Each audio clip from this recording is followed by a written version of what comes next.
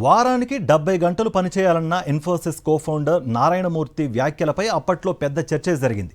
తాజాగా ఇదే తరహా స్టేట్మెంట్తో వార్తల్లో నిలిచారు ఎల్ఎన్టీ చైర్మన్ ఎస్ఎన్ సుబ్రహ్మణ్యం.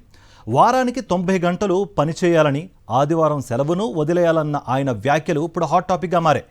ఇంట్లో కూర్చుని ఏం చేస్తారు? ఎంతకాలం అలా భార్యను చూస్తూ ఉండిపోతారు? ఇంట్లో తక్కువ సమయం, ఆఫీస్లో ఎక్కువ సమయం ఉంటామని భార్యలకు చెప్పాలన్న సుబ్రహ్మణ్యం మెసేజ్ ఇప్పుడు వైరల్గా మారింది. ఈ వ్యాఖ్యలపై బాలీవుడ్ స్టార్ హీరోయిన్ దీపికా పదుకొనే అసహనం వ్యక్తం చేయడం తీవ్ర చర్చనీయాంశంగా మారింది. ఉన్నత హోదాలో ఉన్న వ్యక్తి ఇలాంటి వ్యాఖ్యలు చేయడంతో ఆశ్చర్యానికి గురయ్యానంటూ ఇన్స్టాలో పోస్ట్ పెట్టింది దీపిక. మెంటల్ హెల్త్ మ్యాటర్స్ అనే హ్యాష్ట్యాగ్ను షేర్ చేసింది.